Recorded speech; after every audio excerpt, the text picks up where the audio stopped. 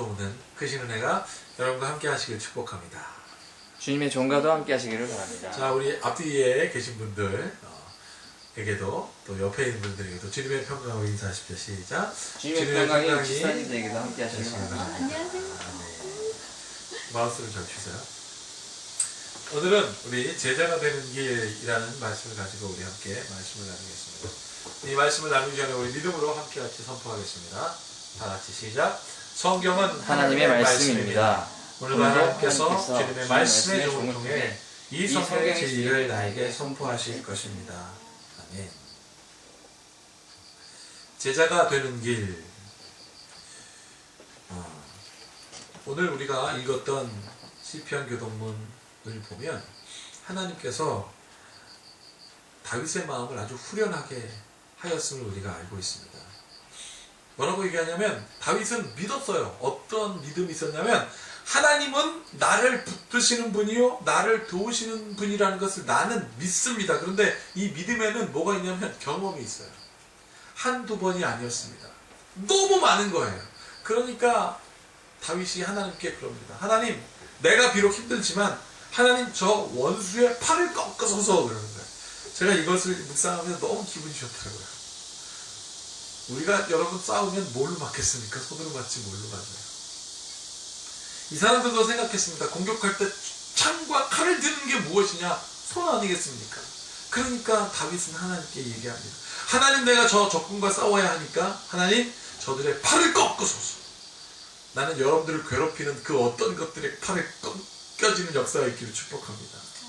사람 팔 꺾는 게 아니라 우리의 영을 상하게 하고 하나님께 나아가지 못하게 하는 수많은 걸리적 것들이 쪼개지고 꺾어지는 일들, 그것을 알면 두려움이 없습니다. 오늘 이 말씀을 통하여 두려움이 다 사라질지어다. 아멘. 제가 언젠가 여러분과 함께 예배하면서 이 보이지 않는 말씀을 선포하는 이 설교 시간에 이런 말씀 한 적이 있습니다. 성경이 무엇일까요? 이런 질문 던진 적이 있어요. 성경은 무엇일까요? 그렇게 질문을 던져놓고 제가 답을 드렸습니다. 성경은 하나님의 마음입니다. 그리고 비유로 일기를 얘기했습니다. 일기장은 우리의 마음인 것처럼 이 성경은 하나님의 역사가 고스란히 다 기록되어 있습니다. 그러면 다른 말로 얘기하면 성경은 하나님의 마음이 고스란히 담겨져 있는 하나님의 마음입니다. 기억하십니까? 혹시 기억이 안 나신다면 오늘 다시 한번 새기십시오. 성경은 하나님의 마음입니다.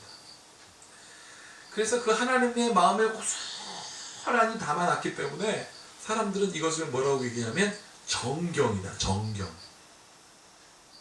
바를 정자에 경. 신의 말씀 경 이런 뜻이 있습니다. 진짜 하나님의 말씀을 적어놓은 것을 사람들은 뭐라고 얘기하냐면 우리나라 사람들, 동양 사람들 뭐라고 얘기합니까? 정경이라고 얘기합니다. 정경. 이거를 영어에서는 뭐라고 하냐면 이렇게 얘기합니다. The Canon. 혹시 여러분 그 사진기 이름 중에 캐논이라는 사진기 아시죠? 그게 여기서 창안을 했습니다. 캐논이라는 그 회사에서 만든 회사는 한마디로 얘기하면 진리만 찍는다 이거예요. 깨끗한 것만 찍는다 이거예요. 그래서 화질이 좋다라는 의미에서 아마 캐논이라고 한 것 같습니다. 그런데요, 이 정경이라는 말씀 중에 이 캐논이라고 하는데 요 가운데 있는 더자를 빼면 무슨 뜻이 되냐면 교회 법이라는 뜻이 있습니다. 교회 법을 영어로 캐논이라고 합니다. 교회에서 일어나는 많은 법. 그러면 교회 법은 한마디로 뭘까? 우리가 생각해 봅니다. 하나님의 법이지 뭐겠습니까? 큰빛교회에 있는 법은 오직 하나님만이 다르시지 여기서 뭐 어떤 무슨 법관이 있고 그런 게 아니라는 거죠. 큰빛교회를 세운 하나님의 뜻이 어디에 있습니까? 그게 바로 교회에 나타나는 법이라는 거죠. 그런데 제가 이 사전을 막 여기저기 이 사전 저 사전 막 찾아보다 제 시선을 딱 멈추게 하는 그런 문장을 하나 보았습니다. 바로 뭐냐면 이거였어요. 읽어드리겠습니다. Canons of Beauty 이렇게 되어 있습니다. 뷰티가 아름답다는 뜻입니다. 근데 이게 뭡니까? 미라는 뜻이죠. 그게 무슨 뜻이냐 봤더니 거기에 이렇게 되어 있더라고요. 미의 기준 이렇게 되어 있습니다. 미의 기준이 Canons of Beauty 이렇게 되어 있더라고요. 그래서 생각해봤습니다.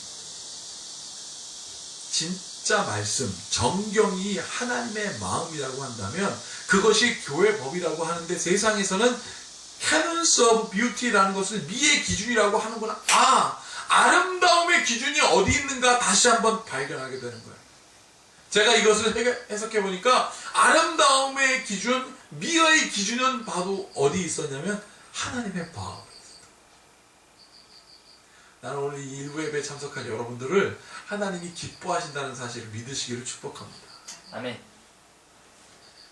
세상이 뭐 솔직히 여기 계신 분들 중에 못난 분들은 한 분도 안 계세요. 아름답기로 소문난 분들에게 누가 못생겼다고 그러면 우리가 거들 줄 아프겠습니까? 그러나 여러분, 내 품의 자식이 세상에서 제일 이쁘잖아요. 코가 들창하고 비가 와서 막 코에 비가 다 들어갈 것 같아도 내 새끼가 제일 예쁜 겁니다. 내가 이쁘면 끝나는 거예요. 하나님께서 오늘 말씀하셨습니다. 모든 것의 기준 대신 진리이신 하나님께서 기뻐하신다고 하면 끝나는 거예요. 그걸 내가 알면 되는 것입니다. 하나님이 나를 기뻐하십니다. 그래요? 내가 하나님의 기쁨입니다 라고 하면 하나님께서 진짜 원수의 손을 꺾는 일들을 우리가 보게 된다. 우리의 원수가 뭡니까? 하나님께 가까이 가지 못하게 하고 진리에 서지 못하게 하며 내가 하나님으로 인하여 기뻐하지 못하게 하는 그 모든 것들을 하나님께서 꺾으시는 은혜를 우리가 경험하게 되는 것입니다. 근데 여러분, 세상 사는 게 참 어렵잖아요. 여기 계신 우리 두 분 집사님에게도 물어볼까요? 세상 사는 게 어렵잖아요. 애들이 말 잘 듣고 내가 말하지 않아도 엄마 내가 하나님의 뜻을 일찍부터 쫓을게 그러면 김성희 집사님, 군 집사님 얼마나 좋아요. 아침에 딱 일어나면 걔들이 하나님을 바라보고 그럼 내가 막 은혜 생각만 해도 좋지 않겠습니까? 근데 우리의 삶이 어려우니까 사람들이 이 어려운 문제를 쉽게 풀려고 만들어 놓은 것이 바로 기준입니다. 기준을 딱 정해놓고 그 기준에 맞으면 통과하고 그 기준에 맞지 못하면 불합격시킵니다. 그래서 이 기준을 통해서 성공과 실패를 가늠하세요. 성공하면 막 기뻐하고 실패하면 절망합니다. 무엇으로요? 기준으로. 그래서 세상 사람들이 삶이 어려우니까 쉽게 살려고 기준을 만들어 놨습니다. 그래서 나는 여러분들에게 한번 질문 드리고 싶어요. 여러분들의 삶에 기쁨을 주는 기준이 뭘까? 한번 생각해 봐요. 나의 삶에 기쁨을 주는 기준이 뭘까? 오늘 예수님께서 사람들과 함께 하셨습니다. 그런데 엄청난 사람들과 함께 있었어요. 25절을 보면 수많은 무리가 예수님을 쫓았다 그랬습니다. 수많은 무리가. 그런데 수많은 무리라고 하면 과연 몇 명일까 제가 한번 생각해 봤어요. 수많은 무리들이 예수님을 쫓았습니다. 그죠? 그런데 그 수많은 무리를 성경에는 몇 명을 도대체 수많은 무리나 할까 한번 생각해 보니까 이렇습니다. 한 번은 예수님께서 사람들이 너무너무나 예수님께 많이 쫓아오니까 예수님께서 어떻게 했습니까? 발 디딜 곳이 없으니까 물 위에 띄우는 배 위에 올라가셔서 그들에게 말씀하셨습니다. 왜? 육지에는 더 이상 발 디딜 틈이 없으니까 예수님께서 배 위에 올라가셔서 말씀하신 적도 있습니다. 한 번은 5,000명이 넘는 사람들이 예수님께 모였고요. 한 번은 4,000명이 넘는 사람들이 예수님 앞에 모였습니다. 그런데요, 이 5,000명이라는 사람들이 누구만 있습니까? 16살 넘은 성인 남자들만 얘기합니다. 그리고 노인들은 또 뺐어요. 그러니까 건장한 성인 남자들만 5,000명, 4,000명. 이것을 성경을 해석하는 주석가들이 얘기했습니다. 자기들이 추측해보기로 그 당시 사회적 문화를 이렇게 가늠해 보면 성인 남자가 5,000명이면 한 12,000명은 모였을 것이다. 12,000명의 사람들이 어떤 도구도 없이 다 모였습니다. 여러분, 그런데 예수님께서 그 수많은 사람들을 바라보면서 이례적인 말씀을 하세요. 그동안 예수님께서 하신 말씀과 또 다른 말씀을 하십니다. 그전에는 뭐라고 하냐면 이렇게 말씀하셨습니다. 내가 곧 길이요, 내가 진리요, 내가 생명이니 나를 통과하여서는 아버지께 갈 수 없다. 누구든지 나에게 와라. 목마른 자는 나에게 와라. 내가 너한테 뭘 주겠다고요? 쉼을 주겠다라고 하셨던 그분이 오늘 이례적으로 이렇게 말씀하십니다. 뭐라고 말씀하시냐면 보세요. 자, 다 함께 읽어보겠습니다. 시작. 누구든지 내게로 오는 사람은 자기 아버지나 어머니나 아내나 자식이나 형제나 자기뿐만 아니라 심지어 자기 목숨까지도 미워하지 않으면 능히 내 제자가 될 수 없다. 언제는 막 다 오라고 그래놓고는 뭐라고 말씀하시냐면 미워하지 않으면 나를 쫓아올 수 없다. 이해가 안 가요. 정말 우리가 잘못한 것을 미워하라 그러면 이해가 되겠습니다. 예를 들자면 술 먹지 말아라. 술을 미워하라 그러면 이해할 수 있을 것 같습니다. 그지? 돈을 미워해라. 이해할 수 있을 것 같습니다. 성적인 욕망에 사로잡힌 육체적인 삶을 미워해라. 이해가 되고, 권력에 빠져서 권력을 탐하여 정치에 빠져 있는 것들을 미워해라 라고 하면 이해할 수 있습니다. 그런데 오늘 이 말씀 여러분 한번 읽어보세요. 도무지 미워할 수 없는 것들을 미워하라고 하면 우리가 도대체 어떻게 미워할 수 있어요? 부모를 미워하라고 하는 것은 10계명에 위배되는 겁니다. 10계명에 뭐라고 되어 있습니까? 내 부모를 공경하라. 근데 부모나 아버지나 어머니를 미워하라고 합니다. 이해할 수가 없습니다. 두 번째, 아내나 자식을 미워해라. 당시에 굉장히 가부장적인 사회거든요. 이스라엘은 지금도 그렇습니다. 우리나라도 그렇지만. 근데 당시엔 더 했습니다. 가부장적 사회에서 아내와 자식을 미워하라는 이야기는 무엇이냐면 이 가부장적 사회 구조 자체를 흔들리는 거고 그 아버지로서의 책임감을 버리라는 이야기니까 이 사람들이 이해하거나 받아들일 수가 없습니다. 마지막으로 형제와 자매를 미워하라고 합니다. 여기서 형제와 자매는 친형제 자매를 미워하라는 이야기입니다.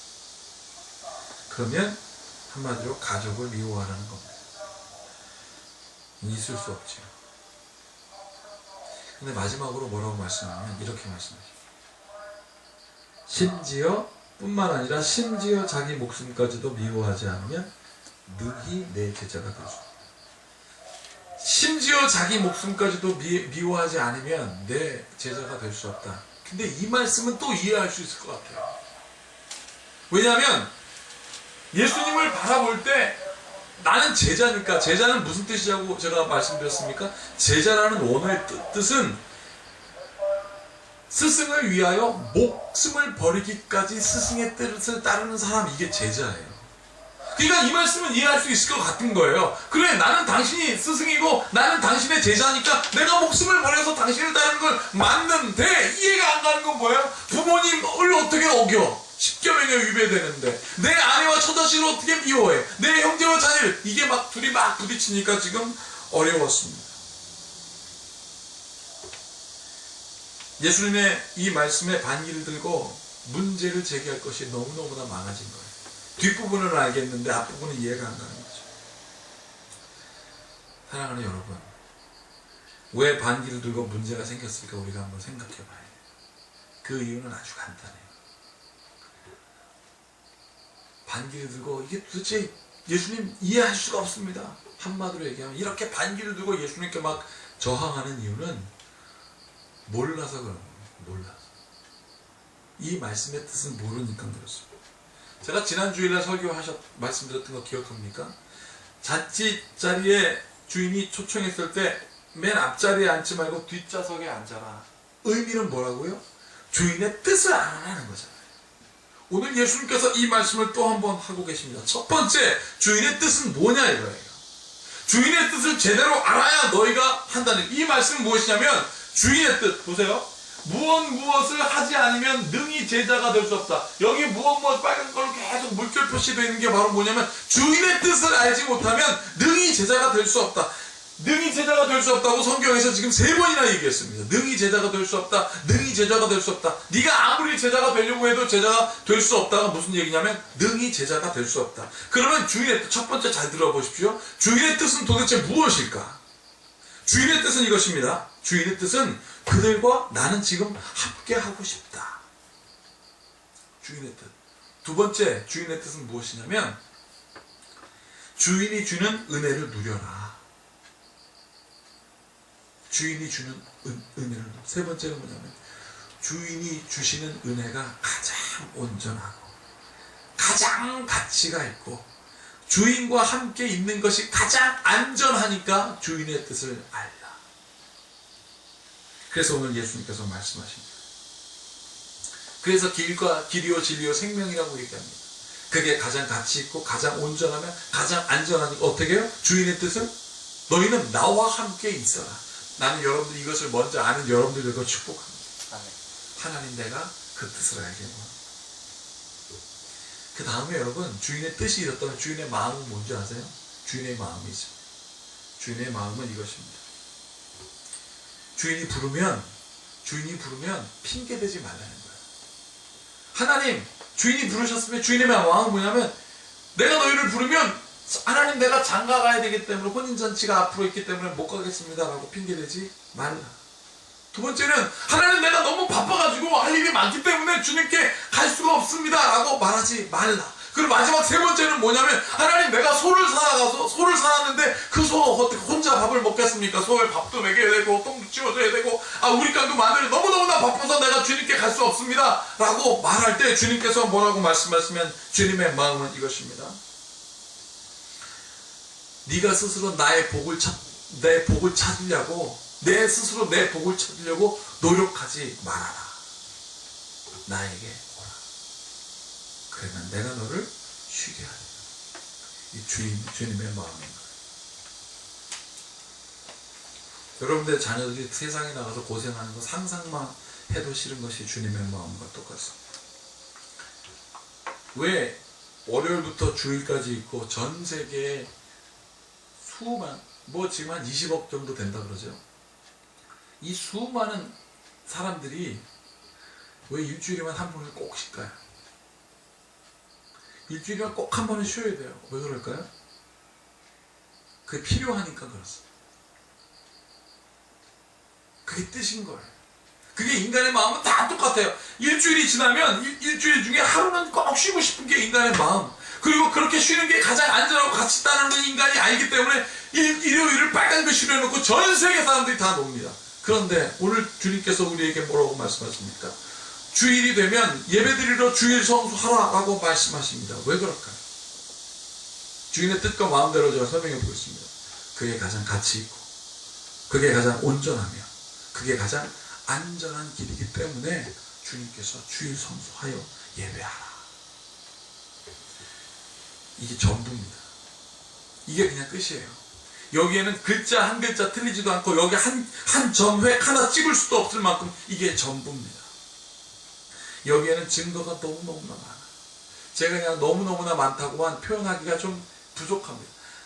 하나님의 뜻, 정말 일주일에 한 번 하나님께 예배하고자 하는 그 간절한 마음, 주님이 부르시면 하나님 나는 할 일이 많아서 못 가요가 아니라 달려오는 그 사람에게는 하나님께서 뭐라고 해요? 가장 가치 있고 가장 안전하며 가장 온전한 것을 주겠다. 난 이 하나님의 마음을 여러분들이 깨닫기를 축복합니다. 그런데요, 예수님의 제자들을 한번 보세요. 예수님의 제자들이 처음에 예수님을 쫓을 때 아까도 그렇지 않습니까? 10,000명이 넘는 사람들이 쫓았는데 성경에 몇 명 남았는지 아세요? 12명 남았습니다. 그러면 10,000분의 1만 예수님 쫓았습니다. 그런데 예수님 돌아가시니까 그나마 12명도 다 도망갔습니다. 왜 그랬냐면 예수님의 뜻을 찾으려고 제자들이 왔을 때는 좀 복잡할 줄 알았던 거예요. 예수님의 뜻을 뭔가 심오한 것을 말씀하시고 남들이 모르는 것을 내가 알아야 좀 고소하잖아요. 그렇지 않아요? 아주 훌륭한 스승님을 쫓아다녔는데 그 스승님이 남들이 모르는 진리를 나한테 딱 가르쳐주면 내가 아주 좋을 것 같은데 너무 쉬운 걸 가르쳐주는 거예요. 뭡니까? 나에게 오라. 그럼 끝이에요. 그러니까 제자들이 예수님을 떠났어요. 그런데 떠난 모든 사람들이 진짜 고생을, 이런 고생, 생고생 말도 못합니다. 요나 선지자가 바로 그렇지 않습니까? 하나님의 뜻은 아주 간단했습니다. 니느웨로 가라. 이거예요. 더 이상 없어요. 거기 니느웨로 가서 내가 너에게 준 마음을 전해라 그랬는데 요나가 어떻게 했습니까? 안 갔잖아요. 그리고 어떻게 했습니까? 고생도 이런 고생이 어떻습니까? 죽었다가 살아났습니다. 그러고 나서 깨닫잖아요. 이게 하나님의 뜻입니다.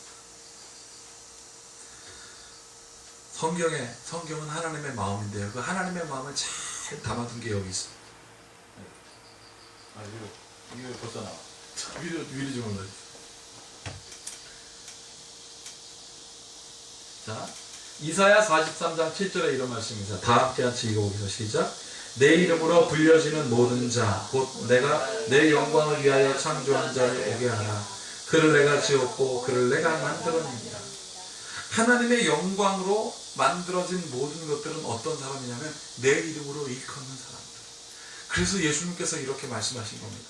내 이름으로 구하라. 그리하면 능치 못함이 없다. 나는 그 은혜를 다시 한번 오늘 아는 여러분들이 될 거를 바랍니다. 여러분, 그러면 우리가 이제 예수님의 마음을 알 수 있어요. 예수님의 뜻. 예수님의 뜻은 이겁니다. 제가 오늘 서두에 말씀드렸던 예수님의 뜻은 이겁니다. 내가 너를 기뻐한다. 기뻐하면 뭡니까? 보고 싶잖아요. 보고 싶으니까 일부 예배를 여러분들이 달려오는 여러분들에게 하나님의 특별한 은혜가 있기를 축복합니다. 하나님, 내가 바빠 죽겠는데 예배 드리고 갈게요 라고 하는 것과 하나님, 내가 바빠 죽겠는데 다음에 예배 드릴 거는 완전히 다릅니다. 문자는 비슷해요. 하나님, 내가 바빠 죽겠는데 예배를 먼저 드려야 되겠습니다 하고, 하나님, 내가 바빠 죽겠는데 다음에 예배 드릴 거는 처음과 끝과 같은 차이입니다. 오늘 그분이 오늘 말씀하십니다. 내가 너를 기뻐한다.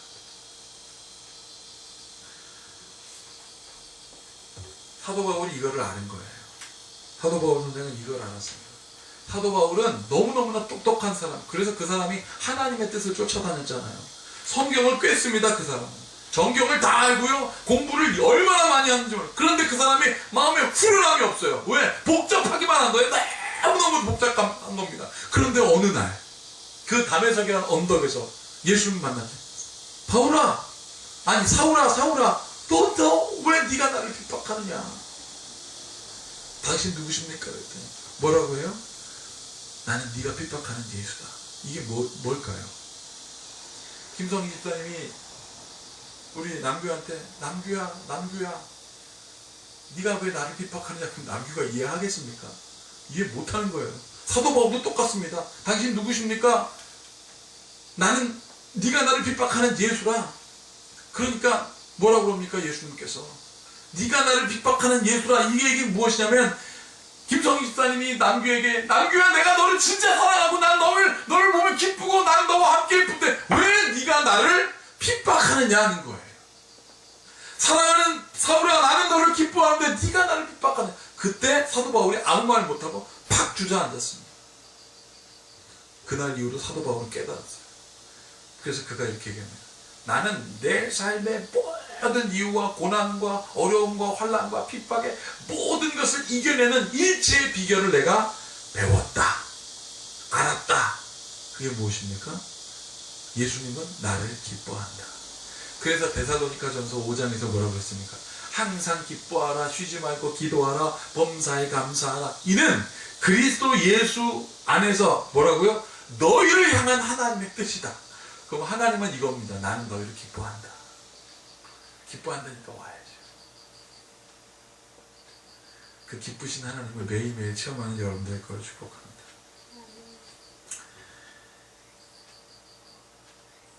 어제 우리 태준이하고 현준이가 이거는 자랑하려고 하는 게 진짜 아닙니다. 진짜예요. 진짜 자랑하는 게 아니라 제가 우리 아내하고 토요일하고 주일만 되면 같이 이렇게 앉아갖고 마치 혼이 빠지듯 보는 드라마가 있어요. 그게 바로 금나와라 뚝딱 이거를 이렇게 그거를 보는데 뭐 제가 좀 과하게 표현하겠지만 그걸 좋아해요. 왜냐면 그 드라마를 보면 힘든 사람이 극복하는 얘기가 나오면 저는 그런 거 좋아하거든요. 아 근데 그 힘든 사람, 괴롭히는 사람이 요번에 당하는 장면이니까 우리 아내하고 내가 저거 고소하다, 저 맨날 못된 일만 하더니 자기가 드라마 가짜 이야기인데도 막 내가 마음이 후련해지는 거 있잖아요. 그 막 보고 있는데 저기서 내 애들이 막 시끄럽게 떠드는 거예요. 그래서 주희! 엄마 아빠가 오랜만에 텔레비를 정말 가끔 보는데 오랜만에 텔레비 보는데 주희! 그랬더니 걔네들이 알았다고 막 그래요. 이제 드라마가 거의 끝날 쯤 돼갖고 제가 화장실에 가려고 문 열고 나왔더니 얘네들이 놀이를 하고 있는 거예요. 놀이. 그 놀이가 어떤 놀이인 줄 아십니까? 예배 놀이. 이겁니다. 이 사진. 이게 재단이고 이게 지금 2부 예배예요. 1부 예배 벌써 했어요. 1부 예배는 태준이가 목사고 얘가 홍보였어요. 2부 예배는 얘가 목사고 얘가 지금 태준이에요. 그러면서 뭐라고 하십니까? 다 갖고 이제는 기도하는 시간입니다. 그러니까 기도하는 손을 만드세요. 그러니까 태준이가 기도하는 손 감사하는 마음으로 우리가 주님께서 가르치신 기도를 드리겠습니다. 하늘에 계신 우리 아버지 이런 걸 하고 있더라고요. 제가 그래서 몰래 몰카했습니다. 몰래 이거 예배 놀이를 찍었어요. 이런 생각했어요. 이거 2부 예배라고 그랬잖아요. 1부 예배 시간에 요 6살밖에 안 되는 애가 여기 앉아서 뭐라고 그러는지 아십니까? 하나님은 내 마음에 계셔요. 우리 내 마음에 계시니까 하나님이 뭐 말도 안 되는 얘기 계속하면서 하나님이 우리를 사랑해 주시고 내가 하나님이 내 마음 가운데 계시니 내가 살 수 있어요. 이러더라니까요. 그 고백이 어디서 나왔는가 가만히 생각해 보니까 찬양을 배운 거예요. 성령님이 내 안에 계시면 나는 기뻐할 수 있어요. 난 이런 생각을 해요. 얘들이 알고 했던 모르고 했던 저걸 보고 나도 이렇게 기쁜데 하나님은 얼마나 기뻐해요. 나는 그런 좀 꿈이 있어요. 예배를 정말 놀이터 가는 마음으로 여러분들이 왔으면 좋겠어요. 심각하게 오지 말고 와 오늘도 함께 같이 예배한다. 그래서 예배를 축제라고 합니다. 하나님이 예배를 여기서 다 서 계실 때는요 그랬잖아요. 주인의 뜻 가장 가치 있고 가장 온전하며 가장 안전한 것으로 주인의 마음 함께 있기를, 그리고 마지막 예수님의 마음 너희들 스스로 못 받으려고 노력하지 말고 내게 오라. 그게 축제고 그게 예배입니다. 그러면 벌떡 눈이 떠져요. 1945년 한참 2차 세계대전 일어날 때 미국에 있는 종군 기자가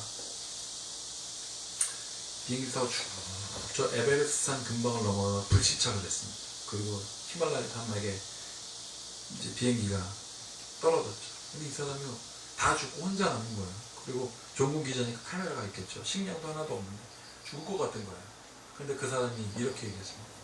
하나님, 예수님, 당신이 진짜 살아계신다면 한 번만 딱 보여주세요. 한 번만 딱 당신이 살아계신다면 한 번만 보여주세요. 그리고 막 그 부서진 비행기를 오여가며 죽은 사람을 보면 불안해하는 자기가 기도했대요. 예수님 한 번만 보여주세요. 그랬더니 뒤에서 소리가 들려요. 뒤에서 카메라를 들고 찍어라 그러더라고요. 한 번만 보여달라고 그랬더니 찍으라는 거죠. 찍으라고요. 그래서 그 순간 카메라를 들고 그냥 허공에다가 대고 팡 찍었습니다. 그때 나온 사진이 그 유명한 예수님의 사진이라 알려진 이 모양. 이 하얀 건 눈이고요. 까만 건 녹은 땅입니다. 그때 찍은 사진이 바로 이거예요. 여기서 예수님 얼굴 여러분 보이십니까? 눈, 코, 턱, 예수님의 머리 쭉 보이죠. 이 사진을 보고 그 사람이 무릎을 탁 꿇었습니다. 한 번만 보여주세요 라고 했더니 사진을 찍어라. 예수님이 탁 보여. 그 예수님 당신이 살아계십니다 라고 탁 고백하는데 저기서 헬기가 쫙 오더라고요. 그 사람만 살았습니다. 사랑하는 여러분, 제자가 되는 길 어렵지 않아요. 제자가 되는 길, 그것은 뭐냐면 이겁니다. 주님이 나를 기뻐하신다 이런 사실을 알면 할 수 있습니다. 해야 되는 것이 많은 것이 아니라 아는 거예요. 주님이 나를 기뻐한다. 난 여러분들이 하나님의 제자가 되어서 정말 예수님의 이름으로 능치 못함이 없는 경험하는 여러분 될 것을 축복합니다. 이 모든 지각에 뛰어난 주님의 평강이 여러분들의 마음과 생각을 지킬지어다. 기도하겠습니다. 하나님 감사합니다. 오늘도 예배하며 기쁨으로 이 자리에 달려오게 하시고 기쁨으로 그 감격으로 가장 좋은 것을 준비하시고 우리를 만나길 원하시며 우리가 세상에서 스스로 성공하기를 원하는 것이 아니라 주 안에서 온전함을 누리고자 하는 주님의 마음을 알고 이 자리에 온 우리 성도